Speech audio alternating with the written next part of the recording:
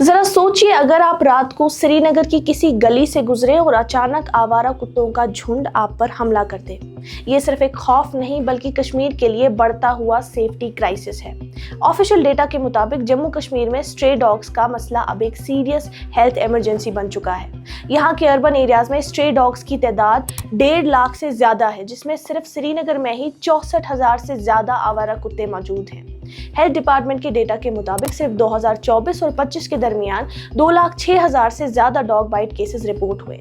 इसी तरह कश्मीर लाइफ की रिपोर्ट के मुताबिक ये नंबर 2.8 लाख से ज्यादा है, जो इस क्राइसिस की स्केल को वाजे करता है। अगर हम 2022 से 25 तक देखें तो टोटल 2,12,000 से ज्यादा डॉग बाइट केसेस रिकॉर्ड किए गए। श्रीनगर डिस्ट्रिक्ट अकेला ही 35,000 से ज्यादा केसेस के साथ सबसे ज्यादा मुतासर है। सिर्फ एक साल में ही श्रीनगर में 6,000 से ज्यादा डॉग बाइट केसेस रिकॉर्ड हुए, जिसमें 80% सिवियर थे। मसला सिर्फ अटैक्स का या इंजरीज का नहीं बल्कि एक डेडली डिजीज रेबीज का भी खतरा है।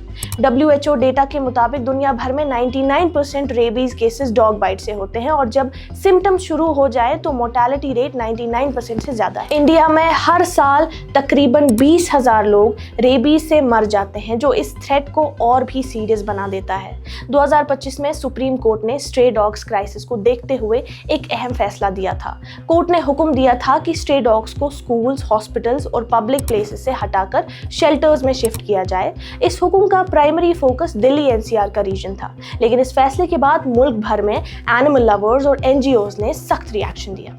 उनका कहना था कि ये फैसला अनसाइंटिफिक है और इससे प्रॉब्लम सॉल्व नहीं होगी बल्कि और बढ़ सकती है। ग्राउंड पर सिचुएशन ये है कि लोग अपनी हिफाजत के लिए लाठी लेकर चलने पर मजबूर हैं। बच्चे और बुजुर्ग सबसे ज्यादा वल्नरेबल हैं और अटैक्स रोजाना जिंदगी का हिस्सा बन चुके हैं।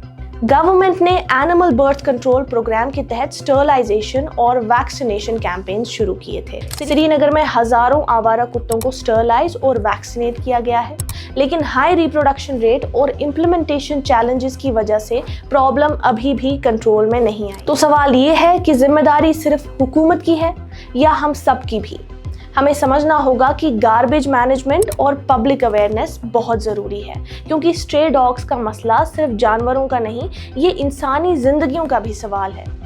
और इन केस कोई भी शख्स डॉग बाइट का शिकार हो जाए तो जख्म को फौरन धोएं, एंटी रेबीज वैक्सीनेशन फौरन लगवाएं और ट्रीटमेंट को डीले ना करें। अपनी और अपनों की हिफाजत का पूरा ख्याल रखें। मजीद रिपोर्ट्स के लिए देखते रहिए कश्मीर ऑब्जर्वर।